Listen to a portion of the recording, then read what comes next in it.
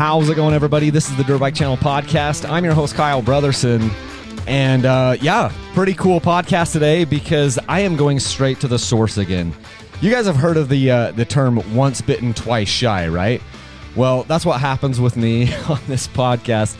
Sometimes I open my big mouth before, I've thought. My wife says that to me quite often. She's like, do you even think before you speak? And so maybe some of you can relate to that. Today, we're going to think, and Kyle's going to think before he speaks, and what I'm really going to do is I'm going to invite back onto the program Ben Burr. He is the policy director for Blue Ribbon Coalition, and he's coming back on the program to give us kind of an update of several projects that are going on with Blue Ribbon Coalition, and he's going to educate us. And the other thing that's going to happen, and Ben doesn't know this yet, but the other thing that's going to happen today is we're all going to learn how to jump higher, run faster, swim farther. We're all going to become just like gladiators, basically. And so I wanted to throw that in because Ben said he had like a trick for all of this to work. And so we're not just going to learn about, environmental issues and keeping trails open and the exploits of sharetrails.org. He's going to teach us how to become gladiators in our own lives.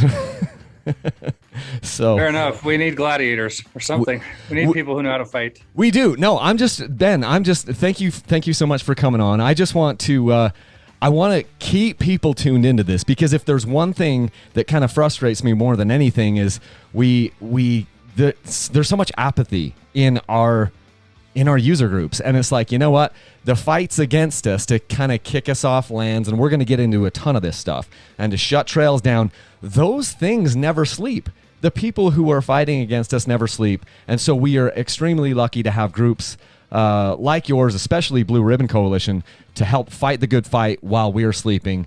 And so with that introduction, thanks for coming back on, Ben. Appreciate it. Thank you for having me. I want to start out by saying about a week ago, I guess the weekend right before the 4th of July, we put out a release that we were challenging, basically appealing a BLM decision that's going to close a bunch of routes in the Canyon Rims area, which is kind of down by Canyonlands. It's south of Moab. We'll talk a little bit more about it today. In Utah here. Yeah. In Utah. And you sent out an email blast to your supporters and your followers.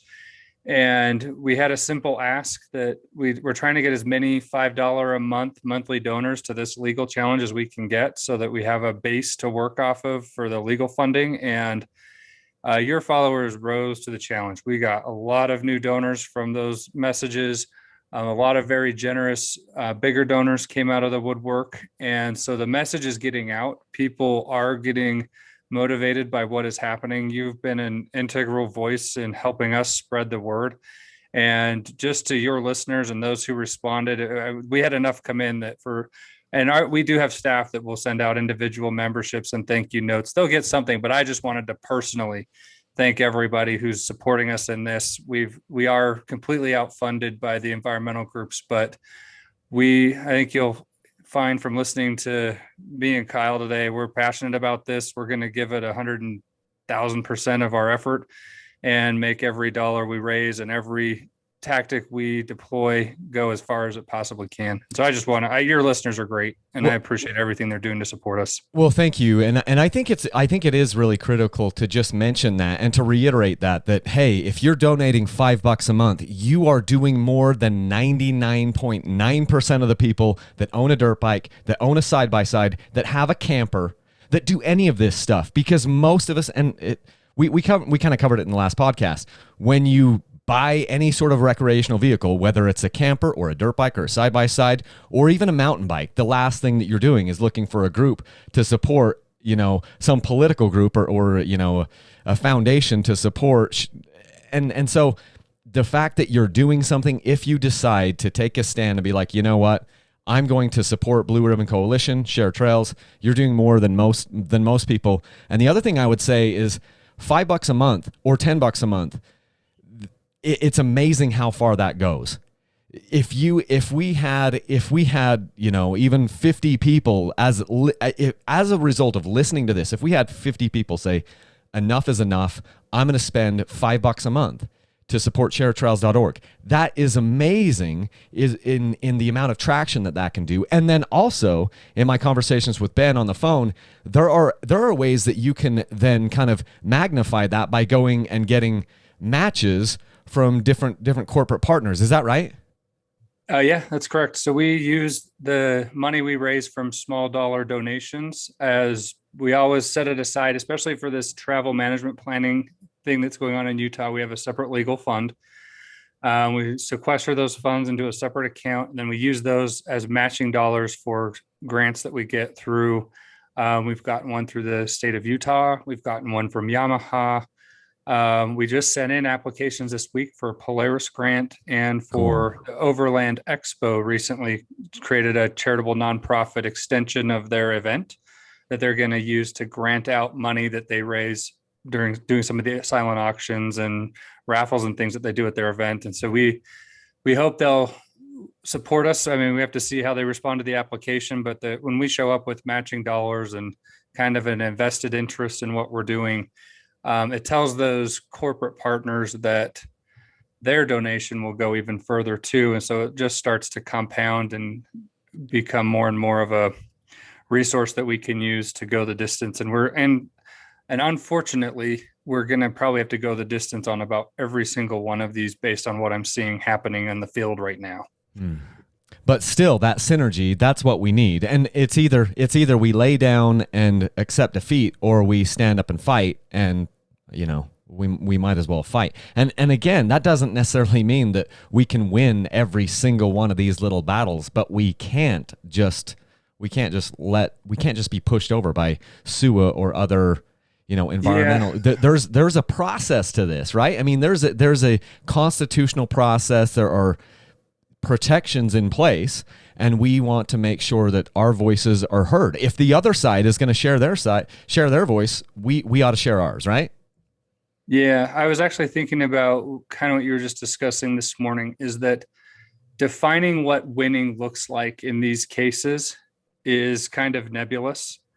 So for example, one of the first plans that was released was the San Rafael Desert. This is this area south of Green River. It's not the San Rafael Swell, but it's kind of east of there. And the BLM chose an alternative that was pretty good for off-road recreation. This is the one we talked about on the past show. They started with 300 miles and ended up opening 900. Because they typically have four different plans that they can adopt, and they're everywhere from kind of liberal to conservative, or however you want to describe it on that spectrum. Well, right? I mean, they're in a legal settlement. They're doing this process because SUA sued them. SUA sued the BLM. The legal settlement requires, they sued the BLM, and this requires that they come up with at least one alternative that is kind of what SUA wants. And so there's always one that's going to close a lot of things. And SUA, just for those listening, SUA is the Southern Utah Wilderness Alliance, right? Yeah, okay. And they're an important player in this. They're the ones who've kind of instigated this process and are kind of opposite of our interests. Like if you support outdoor recreation and access to public land, they're kind of working against you.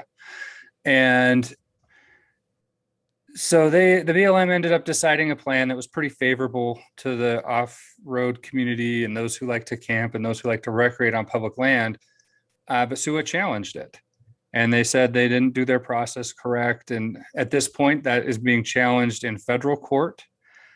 We filed a motion to intervene on that on behalf of the BLM, and we received notice that we will be allowed to intervene on that just a week ago. So that's a major development on our end, that we will be a defendant intervener on that case and fighting to keep that San Rafael Desert area open as the BLM wants to do. But the fact that they challenged that sent a signal to the other BLM managers in the state that are doing this process. And there's 12 other areas that are being looked at. And so Canyon Rims was the next one to come out. And I spoke to some of the people who were in the meetings with the BLM on these planning meetings. They're like certain government officials with our local governments get to participate in that as what's called a coordinating agency. And they said there was a lot of pressure within the BLM office to find a decision that closed some things, would make SUA happy, and and there was a lot of pressure to find some things to close just for closure's sake, just so that they wouldn't have the idea challenged. And so did SUA win their appeal yet? No, we don't know. There's a court process. It's going to take months to unfold. Have they influenced the process of the other BLM offices to give them more of what they want already? Yes, they absolutely have. The Canyon Rims decision, they could have picked alternative D. That's what I've seen in my analysis. The roads they're closing, there's not really a lot of justification for it. The best justification I can find is they were trying to acquiesce and not have the plan challenged. And so if that's the way the game's being played on the field, well, we have to challenge this decision too, to send the same signal back that look, and this is based off of actually, we've gone on the ground in the field. We've looked at these trails. We've looked at the maps. We've looked at each route report of why they're closing them. So it's not like I'm just doing this to challenge them for challenge's sake. We are doing our homework and making sure we'll have the strongest legal argument possible to defend the access that was lost here and get the judge to agree that this decision was made in error. And it'll be up to the court to decide, but we're going to vigorously fight for it. But what a win looks like in this case is sometimes hard to define. It might be that you're influencing a process later on down the road, that you're sending signals to the other decision makers. One outcome that's come out of our challenge is I've talked to a lot of the local leaders in Utah, county commissioners and state legislators, who are upset that the BLM was closing RS 2477 roads through this process. And that's like a subject for a whole separate podcast episode. But in short, the county and the state believe they have a jurisdictional claim on those roads. We're still waiting for courts to decide whether that's true or not. But until the courts kind of sort this nonsense all out, there are processes for closing a county road, and it's not a BLM process. It is a county process. It is an ordinance passed at a county level by the county commissioners, and the state legislature can intervene in that as well, because every county road is 50% owned by a county and 50% owned by the state, at least in the state of Utah. And so we're starting to see that other county commissioners and state legislators are starting to see what happened in this Canyon Rims decision because we've raised so much attention to it. And my hope is that those government leaders who have a coordinating agency status with the BLM won't concede.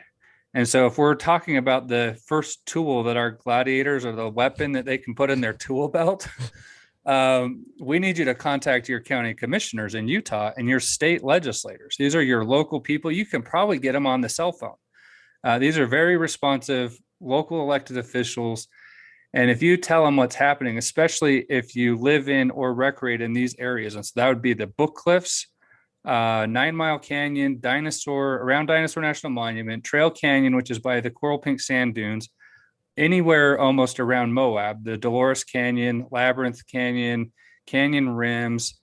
We have the Henry Mountains, San Rafael Desert, San Rafael Swell, and Richfield, all the areas surrounding Richfield. That's all the places we're looking at here. So if you like to ride in any of those areas, you can contact your own county commissioners, your own legislators here in Utah, or if you were to contact the folks in Uinta County, Wayne County, Garfield County, Kane County, San Juan County, Grand County. I mean, some of those might be more receptive than others, but we do have strong allies in those counties. If they were to hear from our community that we would consider it a strong show of support to not agree to close any RS 2477 roads through the BLM travel management process, that would be a major victory, because they have a lot of clout when they're in those rooms with the BLM. And if that's their attitude when they go in, the BLM will have to give.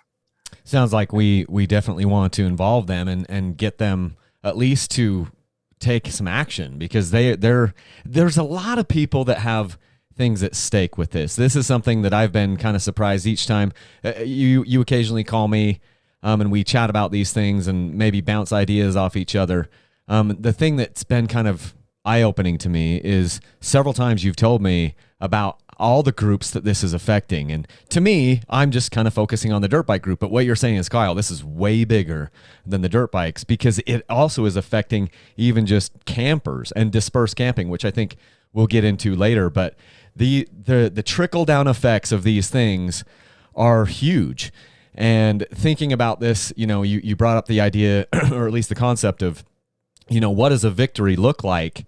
It almost feels like we have to prepare ourselves to suffer some tactical losses, but keep our eye on the strategic goals at the end, because we're going to have some wins and we're going to have some losses, but we need to be focusing on the big picture at the end of this. And these processes last a long time. I mean, these travel management plans and these fights have been going on for a long, long time. Since 2008. And they're still going to continue to go on. And so please don't email me please don't email me and say, hey, this is because so-and-so just got put into office, because all this stuff has been happening. These wheels have been turning for a long, long time. It isn't because X person got, elected as, the president, or B person got elected as the president. These are big issues that have a lot of moving pieces to them, and they've been moving for a long time.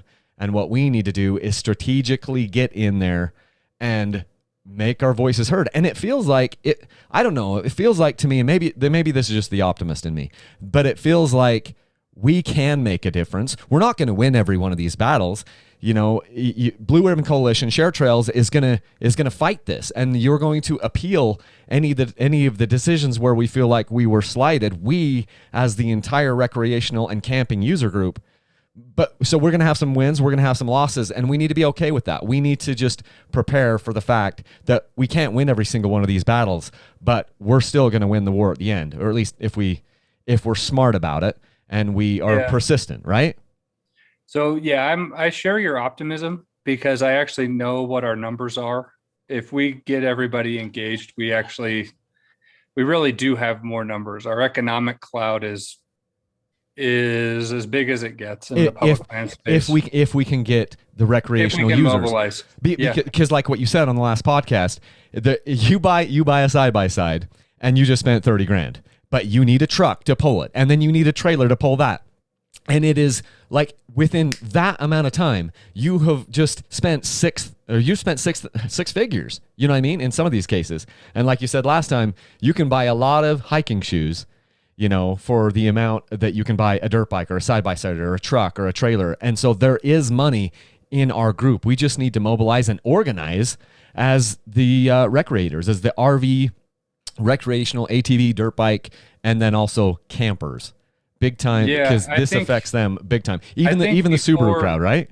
I think in 5 years from now, when we're doing this podcast, we'll be talking about bringing in the mountain bikers to our ranks, and the rock climbers, and the backcountry backpackers. I think you'll find the environmental groups, the wilderness folks, really have no love at all for human presence on public land in general.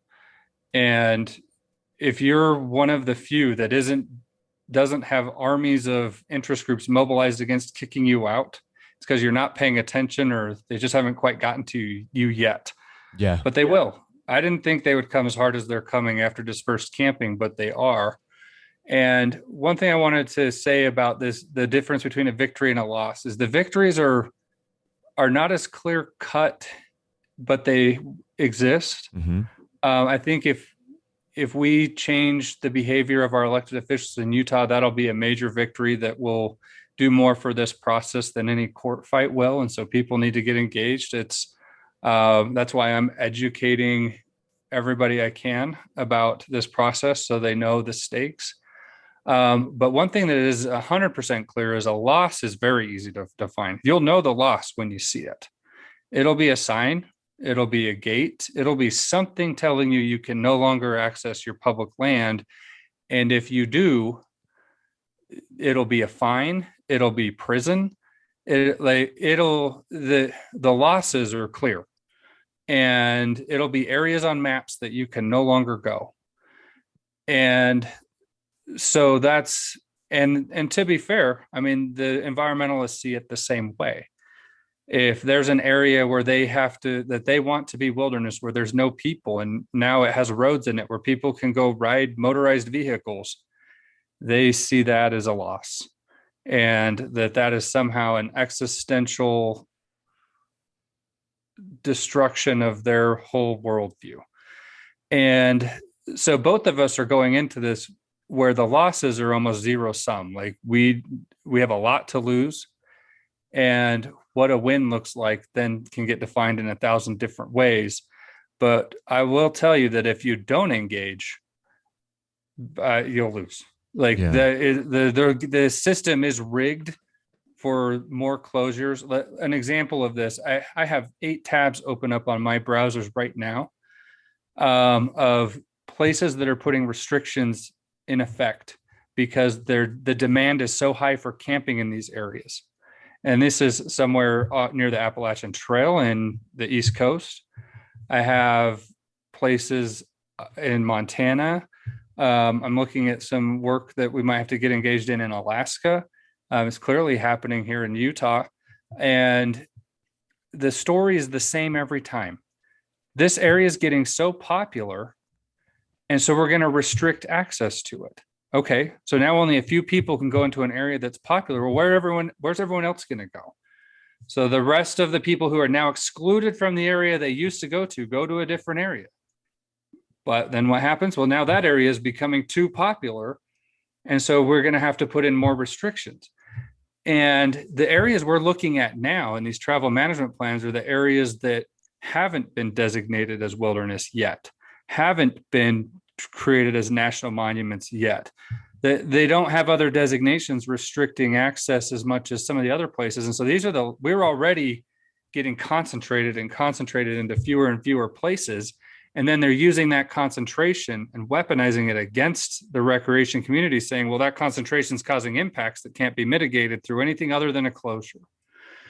And what I need the recreation community to understand is that we have to reject that mindset. Closure is the opposite of management. It is a forfeiture on the side of the land management agency. It's a surrender to their duty to do their responsibility of managing these lands. If their answer to an impact or to overcrowding or to anything of that nature is that we just need to close more, they're exacerbating the problem. And it'll be the sequences of closures that we're in the middle of now and will probably continue to escalate through the next couple of years that'll mobilize the outdoor recreation community to reject the wilderness movement on a wholesale level and start to realize it's got to fight for its own interests. And that's what I'm setting the stage for. We need the groups and the gladiators who know how to fight these fights and keep the areas open, because there will come a time, and I think it'll be soon, where we'll find ourselves in the driver's seat in the public land management debate, because we'll have the organization, we'll have financial resources, and you'll have a lot of people who are upset that got sold this vision of you can go out and recreate on your public lands that they've been getting kicked out of over and over and over again, and they will fight tooth and nail to get that access back. And so we're engaging the process to preserve our legal standing for those fights. This is going to be a process, but the environmental groups, the wilderness people, are already overstepping. And they're going to end up hurting more and more people. And we have to start to figure out how, as a movement, do we welcome them into our ranks, teach them what we're trying to do, and educate a lot of the newcomers of what the responsible recreation looks like, and then show up to the agencies with the numbers and the arguments that will get us a better seat at the table than what we currently have. Let's just go a little bit deeper into that, where you say that the other side is overstepping, and why that's critical for us to realize that and use that to our advantage down the road. What does that look like? I know we talked about it on the phone maybe about a week ago. Well, I mean, the first example of this is when they appealed the San Rafael Desert Plan. I was expecting them just to kind of give me the normal parade of horribles they associate with off-roading, the trail damage, people leaving the trail, trash, whatever, they're disturbing soils and biocrust. But then I get to the middle of the argument and they have 5 pages about how the way the BLM runs their travel plans is you can camp anywhere 30 meters off the side of any road. And so when they're looking at the impact area, they're saying, well, it's the road surface, which they calculate out to a number of acres. And then it's 30 meters out to each side, which expands the actual acreage of what is considered to be a disturbance. And even when you add in the dispersed camping corridors on each side of the road, you're still looking at less than 1% of the landscape is being set aside for recreational use, responsible recreational use. Mm-hmm. And that is still too much for SUA, for us to be able to access 1%, not even 1%. And so that they're willing to fight over a fraction of a percent of land being accessed, and that they'll throw who I consider to be the Subaru car campers. You've got the van life crowd, you've got the RV crowd, you got the overlanders, and you have your traditional off-roaders. Like that starts to become a massive group of outdoor recreation that'll get hurt if SUA gets what they want. And so they say what they want. They want the BLM to go and inventory sites and say, if there's not an existing campfire ring, then you can't disperse camp there. And so whatever's there on the ground now is locked in place forever. And if you want to add a single new campsite, you have to go through us and our lawyers and 10 years of government bureaucratic process. And that's the alternative to the system of right now. As long as you just don't destroy the place, you're respectful and you take care of it, you leave no trace, you tread lightly, then you can go camp wherever you want, 30 meters off the side of the road. And then what we're seeing in Canyon Rims is this, they only close 40 miles of routes out of 270. And I think that's why in their head they thought, this isn't that bad. This is a good compromise. But they closed 139 routes out of 276. That's almost half. And so that means they're closing things that are short. So they're closing the spurs and the pullouts and the places where if you go to Canyon Rims, 70 miles of that road up there is paved. It's like 2-wheel drive access to like a single destination viewpoint overlooking Moab, the anticline thing. And so you don't want to camp off the side of a paved road. You want to go off on one of these spurs and find a spot that's off the beaten path a little bit and camp somewhere where it's a little more remote and it kind of feels like your own little unique spot for a couple of days. And that's what they're closing. That's what they decided was unnecessary. They're not consequential. They'll say some of the roads are reclaiming. It means there's like weeds and stuff growing in them. And what we found in one of the cases was a lot of times you'll have environmental activists. They might be acting on their own. They might be acting in connection with an organized group. We don't know. So it's hard to catch people doing this. But they'll go drag logs and wood and deadfall boulders, whatever, across a road because that's how the land agencies close roads. Is when they don't get used, right? Well, when the Forest Service or a BLM obliterates a road, that's the process. Is you drag debris across it, make it look like it's closed. Eventually, people stop using it. Brush and shrubbery grow back, and eventually, the road kind of reclaims.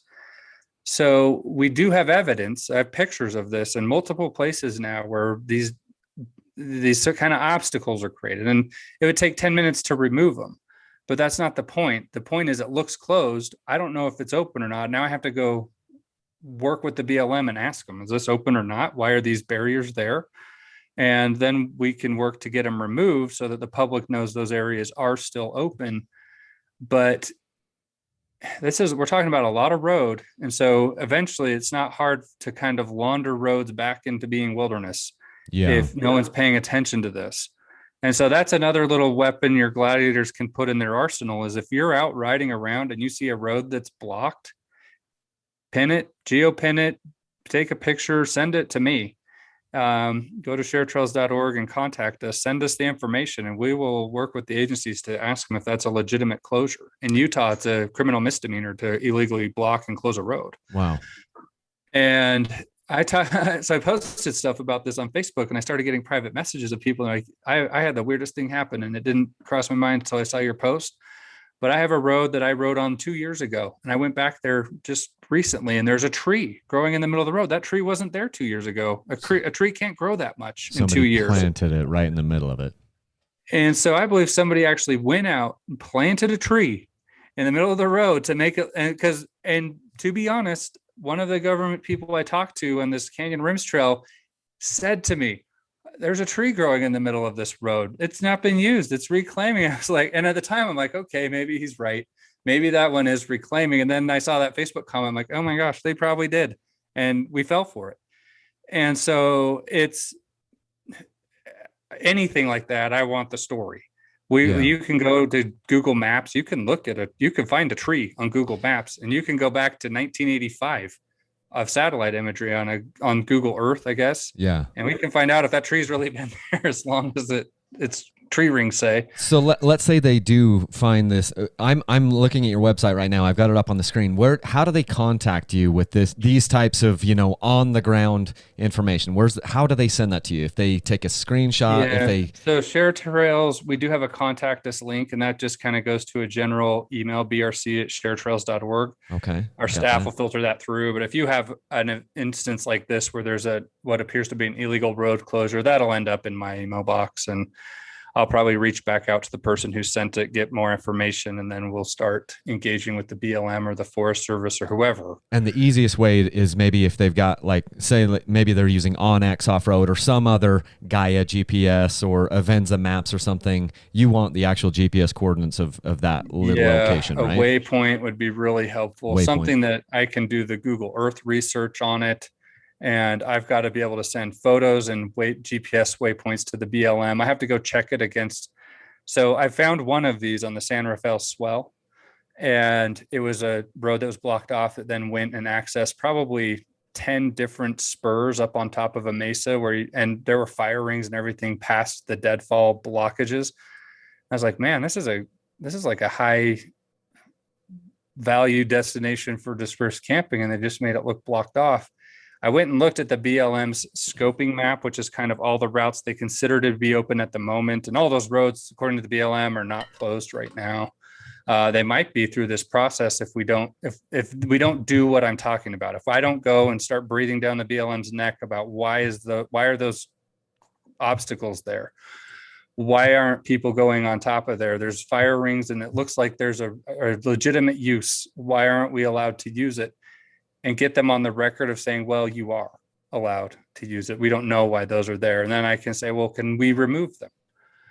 And if I can get the BLM on record saying that, I mean, I could go, like, a person could go remove these if they want, but I never do that. I always want the administrative record and proof that the BLM agrees that road should be open, because the record is more important than whether or not what's actually on the ground in some cases, especially when things get legal.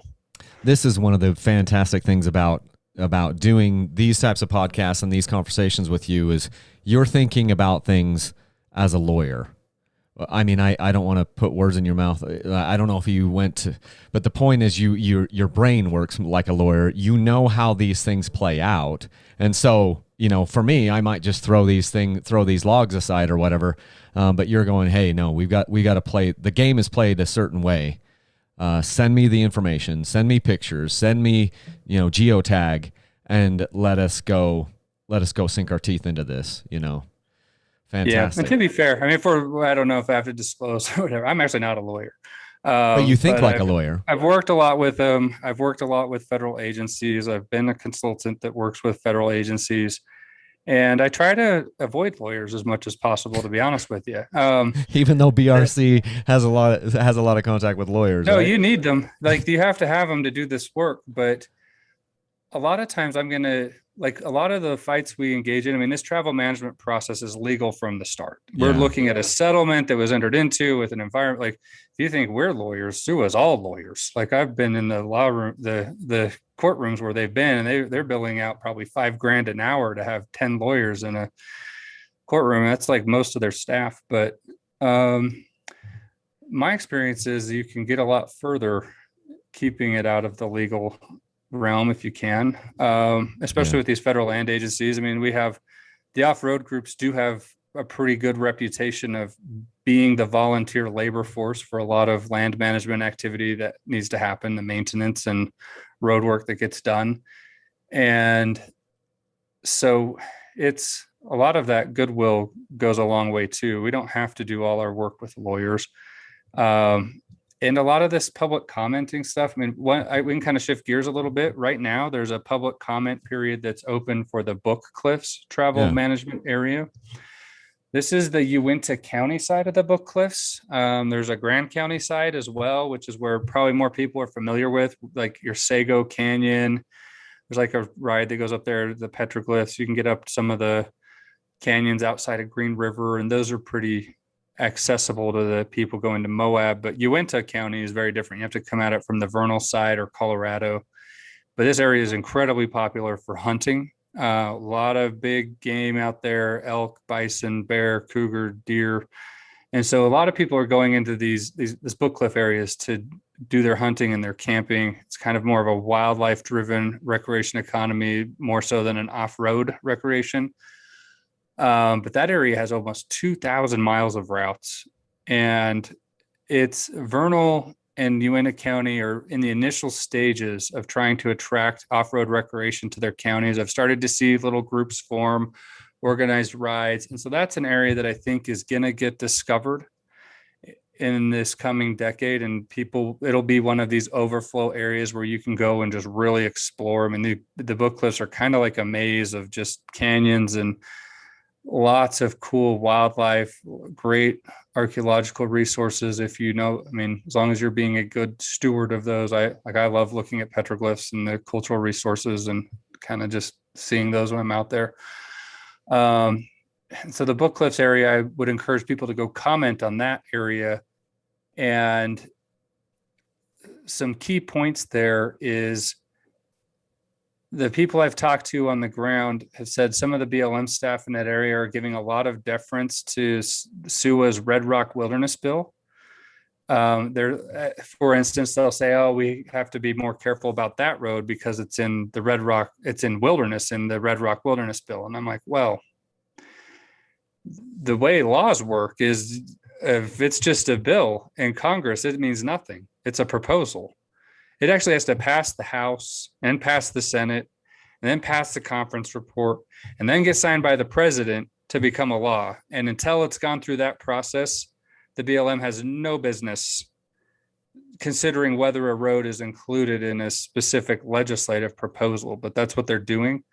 And so if I were people who comment on the Book Cliffs, I would make it known that it's not appropriate for the BLM to consider road management designations based on legislative proposals that are not law.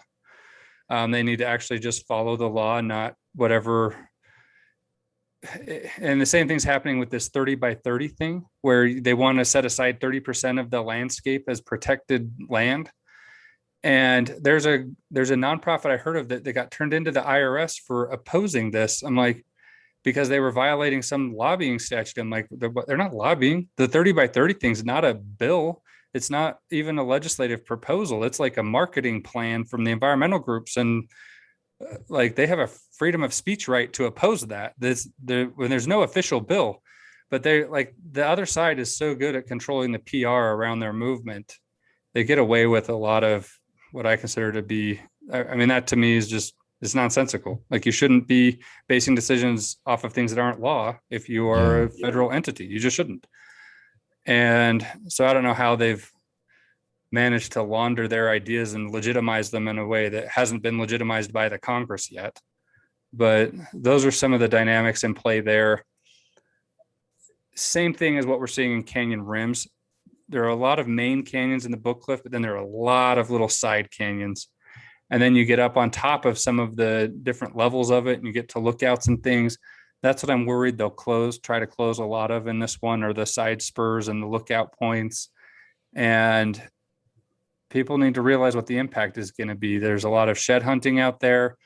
A lot of people go into this area just to observe the wildlife, to prepare for their hunts. And if you can't get to the certain areas where you're observing the herds and the animals that you're going to go hunt in the hunting season, it could make it. I mean, there's some guys that kind of like the idea of there being less accessibility for hunting, but it'll make it so that the masses are excluded from hunting. If you don't have a mule train and some ability to get back into a really rugged backcountry and do a hunting excursion with some sort of a guided outfit, you're going to lose a lot of access through this book cliffs plan if you don't get engaged. Yeah, for sure. Now, did you say that you had like a page on sharedtrails.org that has more information about the book cliffs? We do, yeah. So if you go to updates, that's where we post all of our kind of update articles about this. On the top menu, there's an updates, and we'll have an update about this and the canyon rims. I have a few things teed up that we'll be pushing out in the next couple of days. I went looked at a case in Idaho that's going to be a big one for some of the dirt biker people. Maybe you know them up there, but outside of Haley, there's a bridge that got washed away, and they're replacing what was a vehicle bridge with a footbridge, and then cutting off access to like a whole area through zoning ordinances and bridge movements. And like the other side is very creative and resourceful in coming up with all kinds of ways to be like, oh, we didn't close those roads. We just made a choke point that you can't cross the drawbridge anymore. Yeah. And anyway, so yeah, I strongly recommend everybody follow our updates.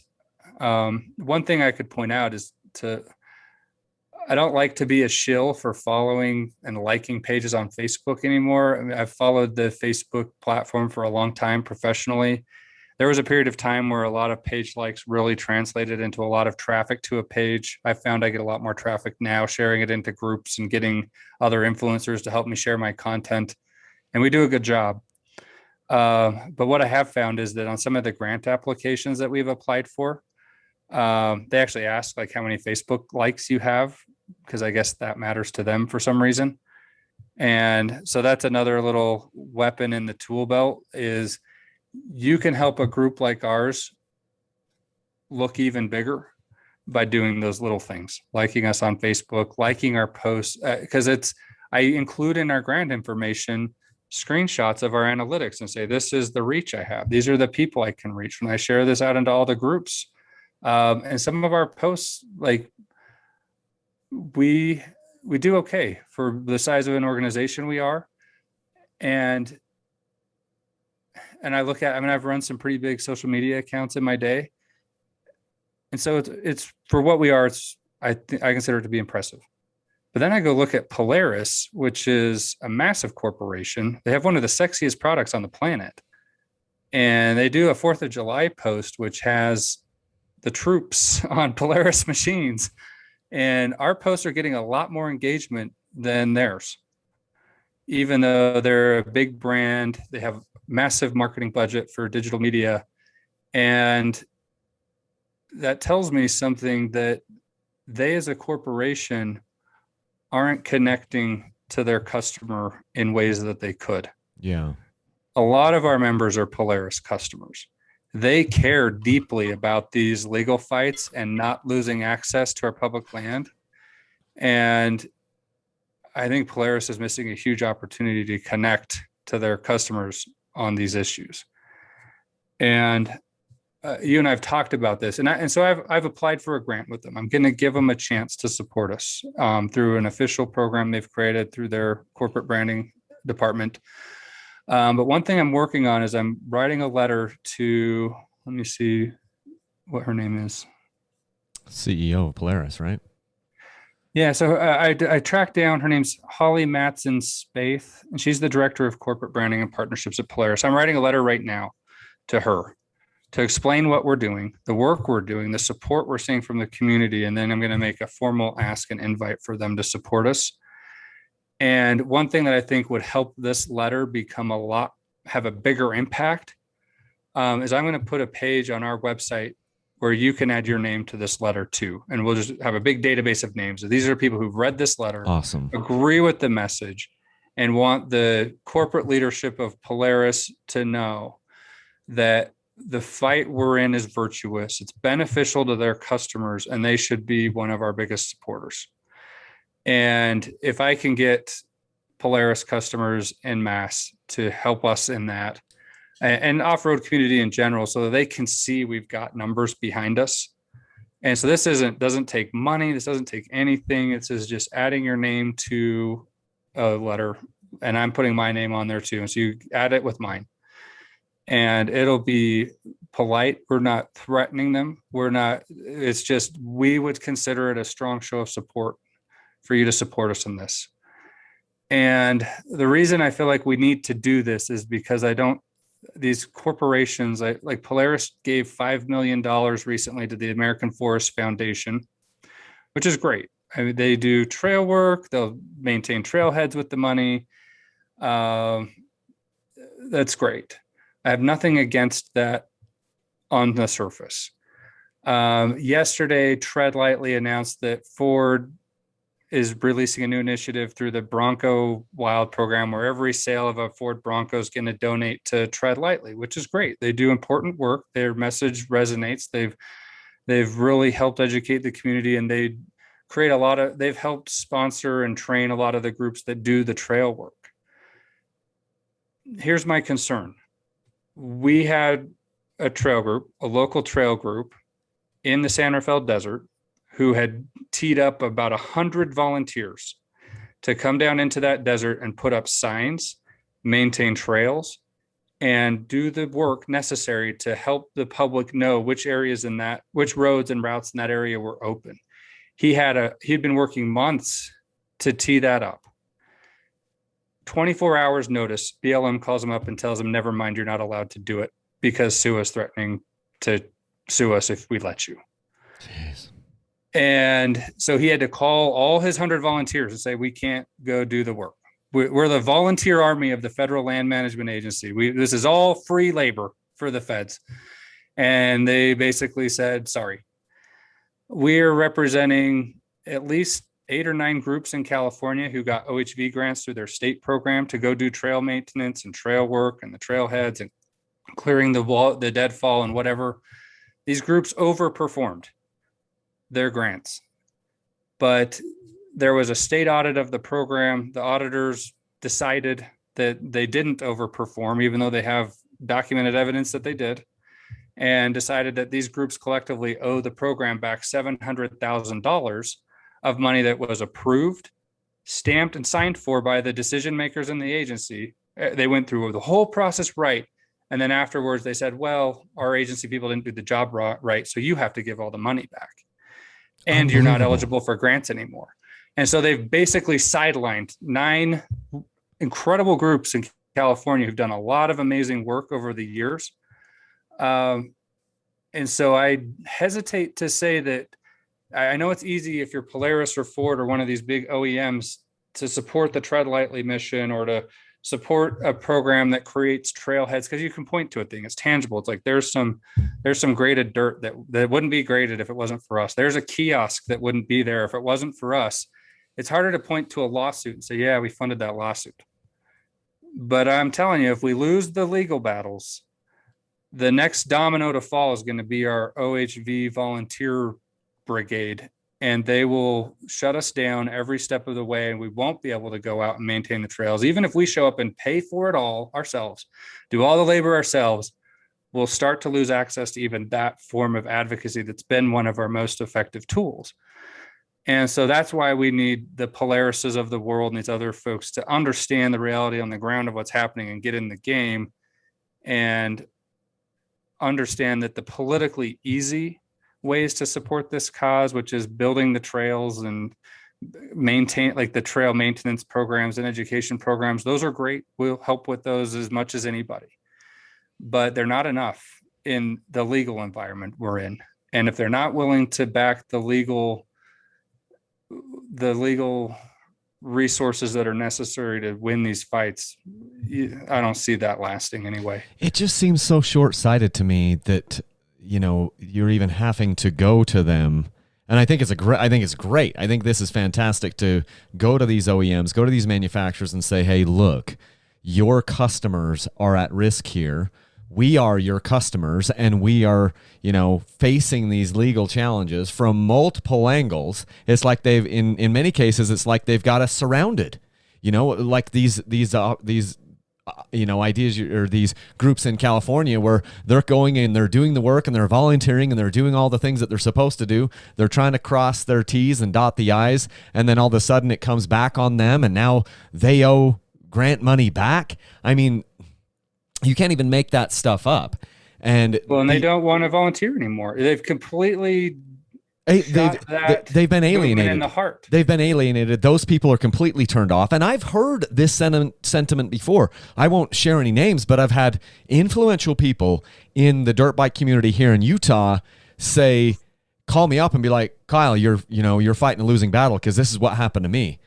I did this, and this, and look how far it got me. It got me nothing but wasted time because these groups are ruthless. The people, I don't want to say our opponents, but I don't have a better word. The opposition, the opposite side of the coin from us, they can be ruthless. And so, yes, it's going to be fantastic. We need to get some of that legal support from these OEMs, from Polaris, from Ford, whoever else, KTM, Honda, Yamaha. They need to step up. Otherwise, their customers are going to go away. You can't sell a side-by-side anymore, Polaris, if your customers have no place to drive it. And it just seems short-sighted to me that they haven't figured that part out. And I'm sure the issues are complex, and they've got board, meetings to, they've got all these things that they have to do. And then you brought up the fact that one of Polaris's biggest customer is the federal government, the military, and they're, these razors are carrying troops around, which I think is interesting. But I'm glad that you're doing something. I'm glad that you're at least going out and let us know when this letter is ready. That would hurt us more than help. I mean, I haven't engineered this to be like some big Twitter campaign, like let's tweet at Polaris and tell them to support access. And if it looks like a rabble rousing effort, it probably backfires. But that's why I've decided I'm going to formally ask. Like, to be fair, we need to ask. Yeah. And we need to come and show them what we're doing, actually lay it out, and then make a formal ask so they can make a formal decision. And then they're either with us or they're not. And so I'll carry that burden. I will do whatever it takes to make the ask and do it in a way that is reasonable and substantive and shows them that we're not just out there throwing bombs, that we're really trying to solve complicated problems, and we're trying to do that by having a meaningful, aggressive, and substantive seat at the table. And that's a fair ask. And if I show up with thousands and thousands of names added to mine and say we agree with what he's asking for and we would see it as a strong show of support, then it's up to them. They can choose us, their customers, or they can. You're right. It'll be a complicated decision. They'll have to make it with the board and their corporate leadership teams and all these groups. And I'm starting with Polaris just because they recently gave big donations to other groups. They clearly have the resources to help. I just want to make sure they understand the full nature of the battlefield, like what's actually going on. And if we're successful there, then I want to, even if we're not, I think, just your email alone has had some of what I would consider to be the retailers, some of the businesses involved in this space step up and donate. And we're incredibly grateful for that. We'd love to see more of it. The dealers have a role to play. I would love to see dealers get more engaged. And I was telling you today, I was talking to Onyx Maps. We're in the stages of building a strong relationship with them. A lot of their mapping app is phenomenal. I use it when I do my trail work.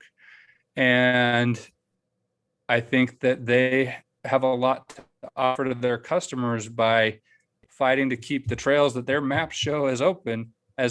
Yeah. And help them understand what is there that's being lost. A lot of these places are empty spots on maps that people haven't gone before, and they're really, really cool spots. If you look at some of the posts we've talked about on our website, I have pictures of the dispersed camping sites and the roads and the things I've been at while I've been doing this inventory work.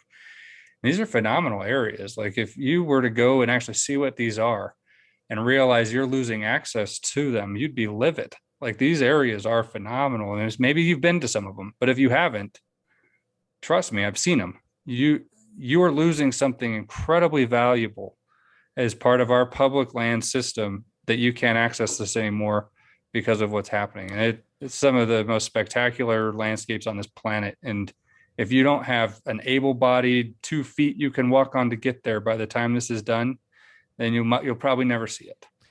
That's I'm glad you brought that up because you talked to me late last week on the phone about this concept of and I'm not making this up. You talked about this concept of concentration camping. Can you can you can you kind of elaborate and share a little bit more of that? Because I was sitting here at my office at my desk and you said this thing, concentration camping is this term that's being used. And I just like, I perked up. I'm like, concentration camp. And I was like, am I listening to a podcast about World War II and concentration camps, or are you actually saying this is happening now? Oh, it is. So Chaffee County in Colorado. This is, have you ever been there? This is like I haven't. Salida, Buena Vista.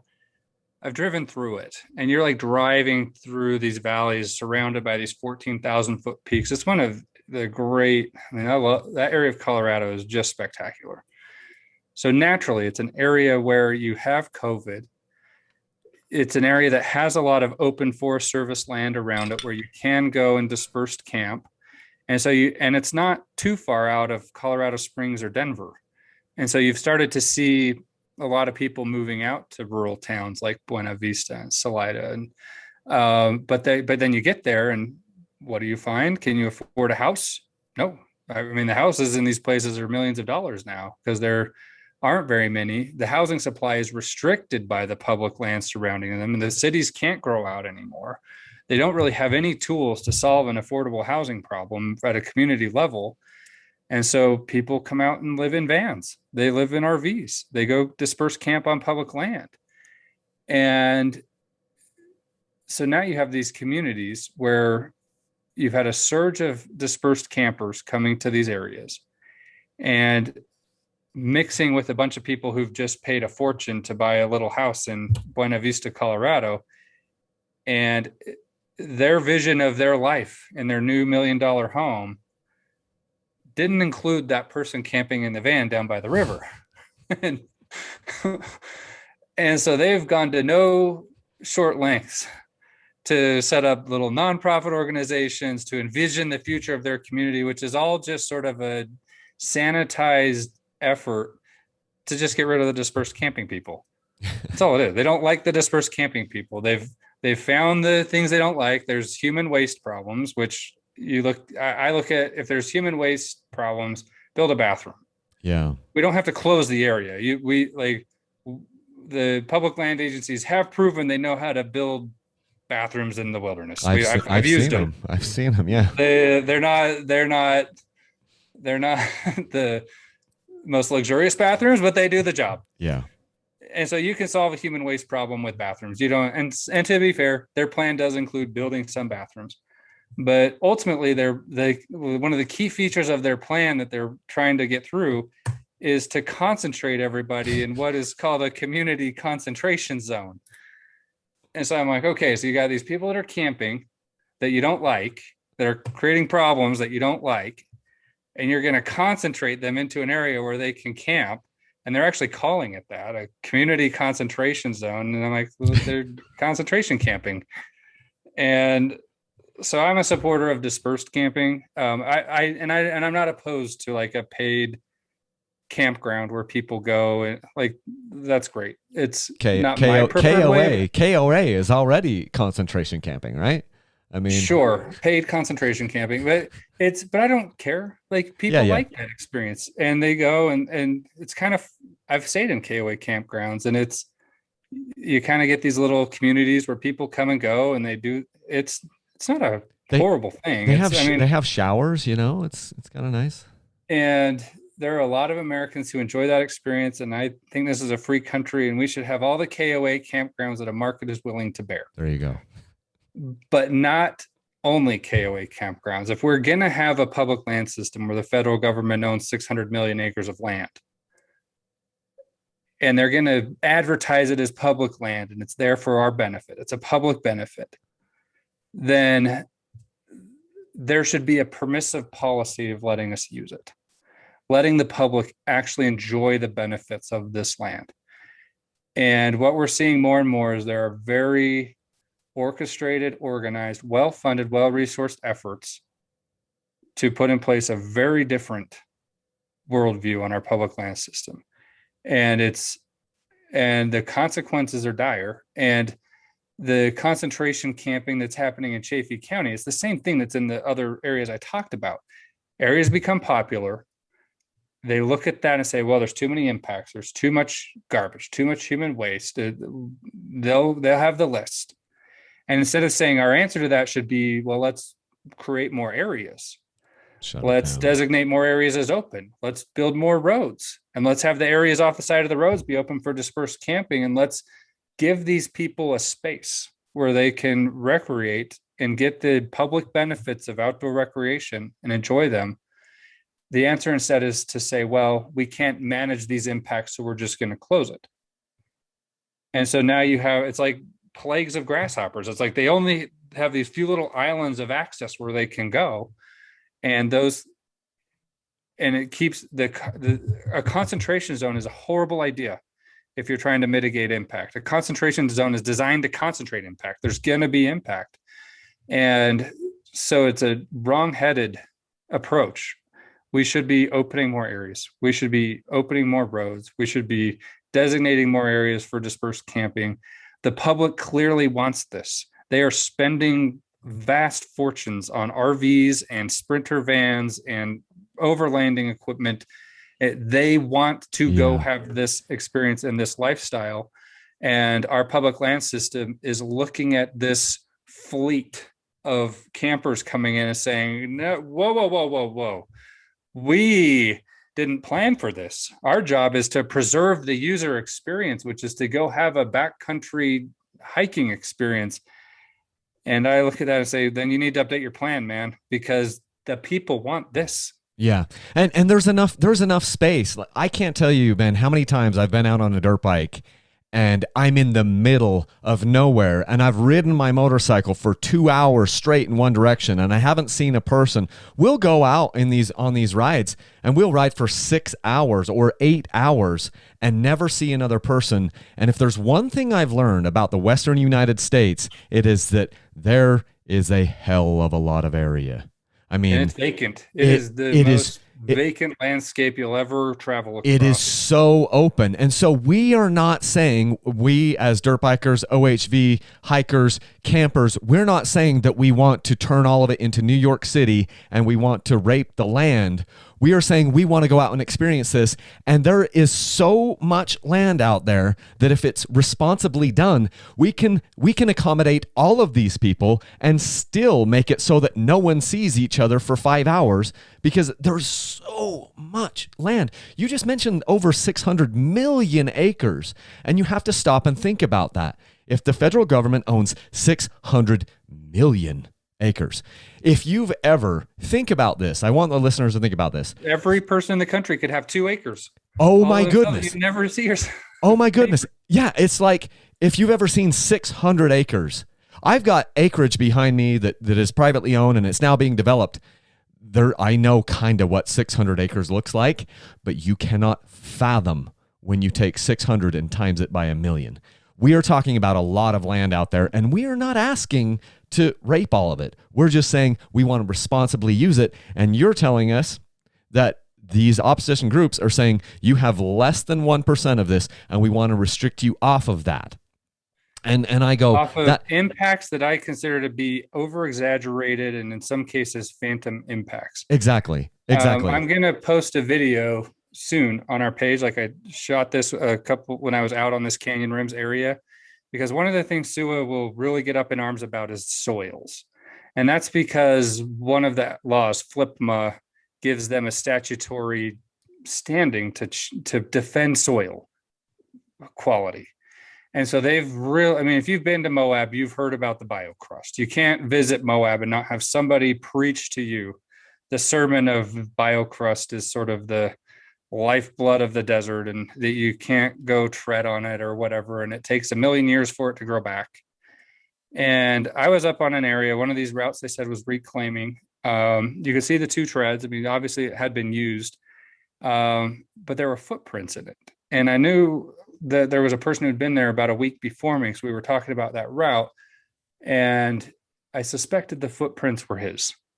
And so I knew those footprints had been there about a week. And so in the week between when he had been there and when I was there, we'd had some of these monsoon storms come through. So we'd had some rainfall. And so within a week's time, this desert ground, the ground I was stepping on was crunching. There was a thin layer of crust already formed on these footprints that I think hadn't been there longer than 7 to 10 days. Yeah. And so this soil was recovering. And so SUA I've seen, there's like this weird paradox that you see in their legal arguments. On one page, they'll argue there is irreparable harm being done, these impacts. And so then we get like guilted into this mindset of we have to be these responsible users. We also need to push back on the fact that the impacts we leave aren't that significant either. This biocrust is going to grow back in a week. In the next rainstorm, it's going to start. And sure, there's some that have been there that are probably hundreds of years old, and that's cool. I like nature. I think that's cool. I don't go destroy it. We couldn't go destroy all of it even if we tried. There's too much land out there. But then they'll say it's irreversible damage. You look at these roads and you get up on these lookouts and you can see a dirt road down there, and it's like the size of a piece of hair on a tile bathroom floor. The road it's almost imperceptible. Right. But they'll say that the fugitive dust from that road is creating such a big problem that it's blowing over into the Colorado Rockies and increasing the snow melt. Like, these arguments do not stand up to scientific scrutiny. I have no idea how they stand up to judicial scrutiny. They're nonsensical. And we shouldn't sit and take it that they claim that the impacts we cause. I was in one of the areas we are in that we looked at a route they're going to close is in a box canyon. Okay. Did you see the videos of Zion about 2 weeks ago when there was a flash flood coming out of Springdale, out of Zion? I didn't see it. Washing away cars and boulders the size of houses. Those are the geological forces that carve these canyons and these river washes and these bottoms. You're telling me that a dirt bike is creating an impact that's irreparable in an environment that was created by absolute colossal forces of nature. Yeah. Well, like things that are erosion events that are so big they can be seen from space. Like, these people are not serious. And so we have to start also calling them out on that. Their arguments are nonsensical. They're taken seriously because we don't show up and challenge them, tell them to prove it. And like, they claim one of these roads need to be closed because it's bighorn sheep habitat. It's a lambing area, and the vehicles will disturb the sheep. I tracked down one of the biggest bighorn sheep guides in the state. I'm like, is that true? He's like, yeah, there are bighorn sheep there.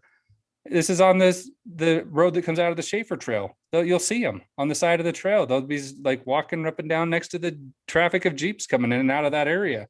They're so impervious to vehicles, they don't even care. Like, people going in there on a dirt bike isn't going to hurt the sheep. They're used to us. They know what we are, and we're there. We're not causing irreparable harm. Yeah.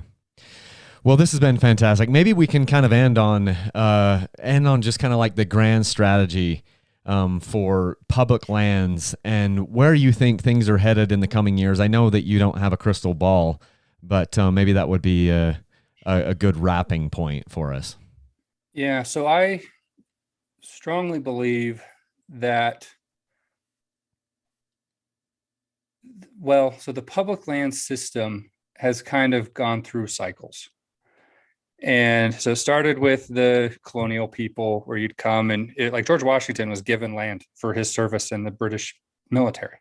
And then they reneged on the deal. And that was one of the things that really kind of pissed him off and made him want to fight the British and join the cause of the revolution. Like, the Revolutionary War was about land policy and people wanting to escape the broken feudal system of Europe and find opportunity, which was based in ownership of property in America. And your service in the Revolutionary War was often paid in land. And so our first kind of generation of land policy was that kind of spillover from Europe in a response to the failures of the European system. And that eventually transitioned into like the Andrew Jackson Homestead Acts, where we were giving away free land to everybody if they'd go settle the West. And that had a pretty good run. You get to the mid to late 1880s and you start to see the transcendental people like Emerson and Thoreau and these people who start to see that there's spiritual value in the landscapes. And that's sort of your roots of the modern environmental movement. And so that starts to become a thing at that point. Then Teddy Roosevelt comes along. We start to get the public land administration system, we can set aside massive swaths of land, especially in the West. And people from Yale and upstate New York can just manage these big preserves of forests and land and for the benefit of the public. And that's where the administrative state that we kind of deal with today. And so these are different phases that happen. It's not like when one ends, like the Homestead Act is still with us. It's actually repealed. You can't really go homestead land, federal land anymore, but you can see its effects. If you fly over the country, you'll see the grids of where people homesteaded. And so the Teddy Roosevelt thing kind of gave way to what I consider to be the mainstream wilderness movement that came of age in the 60s. And it's kind of been what's been in the driver's seat of public land policy for probably the last 60 years. And they'll probably, I think they're in kind of the decadent stage of their movement. They're very drunk with power. They have more money than they know what to do with. The law is more often than not on their side, but their movement is hurting people. It's very dehumanizing. It starts from the premise that humans shouldn't be there and that humans are bad.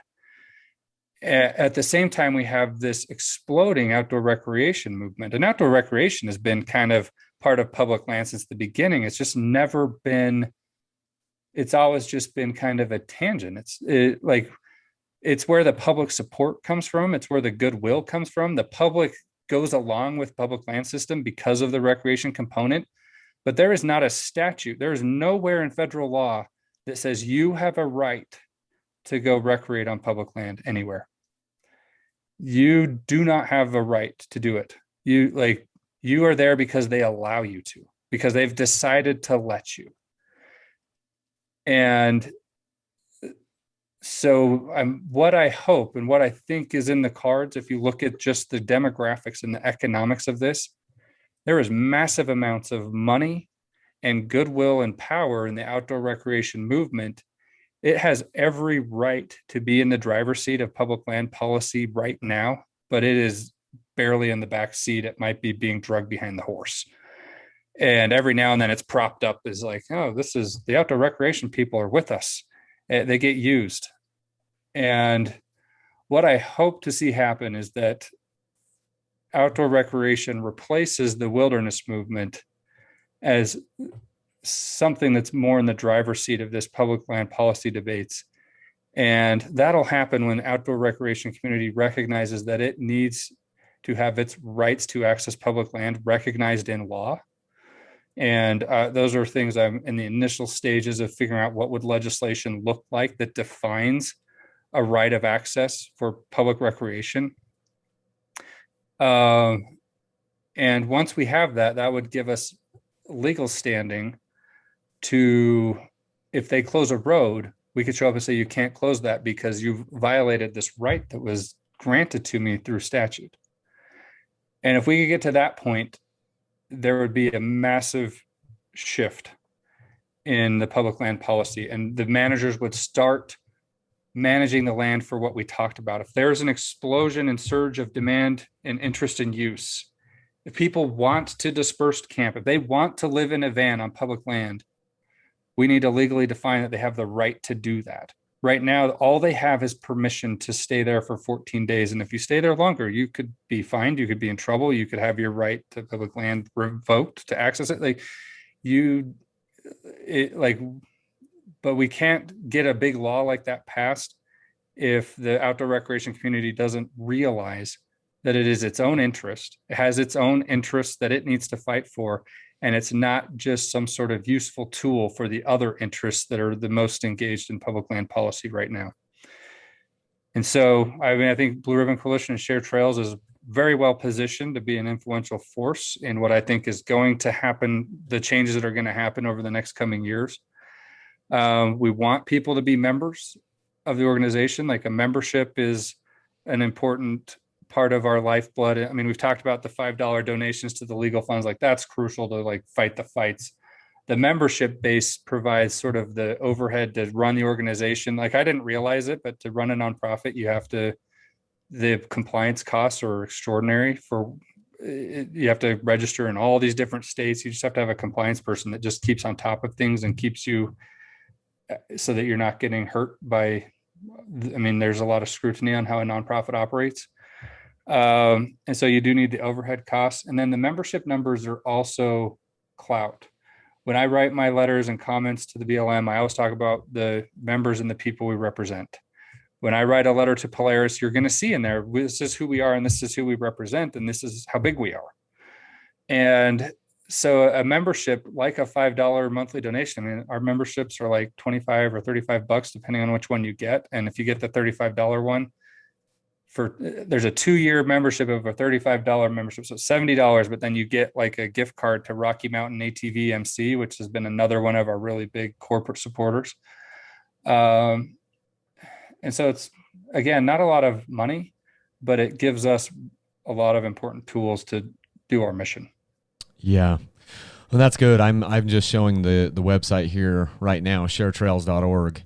I would encourage everybody listening to this, if you have made it all the way through this podcast and you are not a member of sharetrails.org, I'm just telling you, this is something that probably needs to change. You probably need to start contributing to these organizations. I don't know of a single other organization, and maybe there are, and Ben, you probably know some others that are doing some really good work. This just happens to be the one that I know the very best, and I have been kind of watching what has happened over my 10-year dirt bike career. And the longer I go at this, the more I realize that we just can't stay on the sidelines anymore. And we've talked about that a ton. So I've got sharetrails.org up here. You mentioned hopefully soon you'll have the letter to Polaris. When that comes out, where people can sign up, where do you think that's going to live on the website? But I'll give you a link. So when you publish this to your channels, we can have a link somewhere. Okay. And it'll be in the updates section on our page. Okay. I'm wrapping that up today. It seems like that's a like blog post setup where you've got these little articles. Yeah, with just a web form. Okay. It'll be really simple. And then the thing I want to close on too is that you and the Dirt Bike channel, Kyle Brotherson, you are a magnifier of this message. And I like to think that this hasn't been really hard work for you to help me get this message out. I enjoy talking to you. I learn a lot from you. I hope you feel the same. I suspect a lot of your a lot of the people who follow your show are also members. And that's the other little weapon a gladiator can put in their tool belt, is just helping us spread the word. You've been as good an example of this as anybody, and you've helped us get the word out about these things as well as anybody I could have asked for help from. And so if you're listening to this and you have your own channel, you're in your own groups on Facebook, almost everybody in this community is part of a bigger community.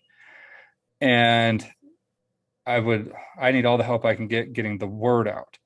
And that becomes a positive feedback loop. As I get the word out, people reach out to me with their issues, and it gives us a bigger portfolio of things we can work on, which is great. But that also means that eventually I hit my bandwidth of what I can do, which means that's where the membership funds, like the membership, when I say overhead, what that means is money to hire staff. My goal is to have this be an organization that has 50 staff that I'm training how to do this work. And so that we have an army of well-trained people that know how to do this. But I can't build that if I'm not getting the resources to make this worth people's time. And a part of our movement that's both a strength and a weakness is we're really volunteer-oriented, really good people. Some of the best people on the planet I've met are in this OHV space, and they volunteer, they give back to their communities, they do it all out of the goodness of their heart. But that sometimes takes the place of then we haven't professionalized this very well. And we're up against people who have professionalized this to the nines, and they make very good livings doing this professionally. And I don't think any of us need to go make vast fortunes doing this. But if there's people who believe in this and want to be involved at a bigger level, we need more organizations out there that can help them do it in a way that I consider to be more of a professional approach than the volunteer-based approach, which I have nothing against, but you got to have both. And so that's another sort of, I want people to understand that the resources we get, we are very passionate about using those to fulfill our mission. And so again, I want to end where I started. Your community's already been phenomenal. We've received a lot of donations from your listeners and supporters, and we hope that continues. We hope they'll help spread the word. And I'm available to anybody who wants to reach out to me to get more information, if they need help on their own issues, or if they want to, if they have their own platform or show, or if they're an influencer like you, I want to connect just like we have. Absolutely. Well, I appreciate you coming on the program. It's awesome. I want to continue to do these updates as we go along because the message needs to get out. So thank you for the work that you're doing. And again, just like Ben mentioned, to everyone listening to this or watching this, if this, I think I should put this out on YouTube, spread the word. I get that it's not the sexiest thing to do, but every time we share this message with a new person who can then become a contributor. I mean, we can hire sexy people if that's what it takes. If that's what it takes. Yeah. I'm probably not going to be that. For now, you're person. stuck with me and Kyle. Yeah. For now, you've got these two ugly gents. Actually, Ben's not ugly. He's got that woodsy, that woodsy feel to him. He's got the beard going on and everything. I'm clean shaven though today, but yeah, thank you so much for everyone watching these things. Let's spread the message. Let's keep fighting the good fight, and let's be positive and know that we have, a right to have our voices be heard. We're not asking for the moon. We're just asking to have access to these areas and not have them all shut down. It's an irresponsible position from the other side to say, no one could do anything. That isn't a solution, like Ben mentioned. And I think that we need to remember that. And thank you so much for fighting the good fight. I'll cut you loose. I just want to say I actually do want the moon. Like if we start actually taking tourists to space on the moon, I think one of the first industries you'll see develop up there is off-roading. Oh my goodness. Because there are no roads. Well, and that's interesting too. We've never talked about space exploration, but I'm all for space. I'm all for tourism in space, and I think that's the only way that we really get stuff happening in our space program. I guess if we're not careful, that might be all they let us have. Yeah, so maybe. So consistent. Okay. Well, thanks, Ben. I'll cut you loose, and we'll keep fighting the good fight. Appreciate it. See ya. Wow. So if you watch that, you have now seen approximately an hour and 24 or an hour and 25 minutes of this. Ben Burr, thank you so much for coming on the podcast. Thank you so much for coming on the YouTube video that we will hopefully do of this. And I appreciate all the Dirt Bike Channel listeners. If you heard that, he said that, hey, the DBC followers are actually mobilizing and doing something. So give yourself a pat on the back, and then let's continue to do that. Let's be contributing members of the Blue Ribbon Coalition, and let's get involved, and a little bit of oomph as far as from our pockets for these legal funds and these legal fights. It can go a long way. So I appreciate all of that. This is the part of the podcast where I say, hey, if you want to support Dirt Bike Channel, one of the easiest and best ways you can do it is to use my links to Rocky Mountain ATV. It's cool too because Rocky Mountain ATV is also a partner for access here with sharetrails.org. If you go to sharetrails.org, their website, you can see I've got it pulled up right now. I don't know if they've got my membership up here. I'm not a partner for access. I should probably become that. I should probably talk to them and see how much that costs, my little business. But Dirt Bike Channel does sponsor Blue Ribbon Coalition. I do a yearly donation, and then we'll contribute on separate little legal funds as they come up. They'll send you notices in the mail, either snail mail or email, and it's a good way to get involved and to make a difference. So thank you so much to everyone. Again, use my links to Rocky Mountain ATV. You can find them over at dirtbikechannel.com. That really helps to support me. Coming up here in just a little bit, I've got another Dirt Bike Channel sweepstakes going on where I'm giving away a motorcycle. That will be a brand new 2021 KTM 250 XCW TPI. That starts on August 1st, and it goes through August 31st. Those funds from those sweepstakes help us to pay all the bills here, help us to buy motorcycles, help us to buy gear, help us to bring those unbiased reviews to you, and then I try to kick them back through to you. And this is a bike that I haven't even touched. So I've touched enough of the XCWs and the TPI bikes in 2021. This is just what I'm giving to you guys. So hopefully everyone has a good day and leave a single track. Thanks.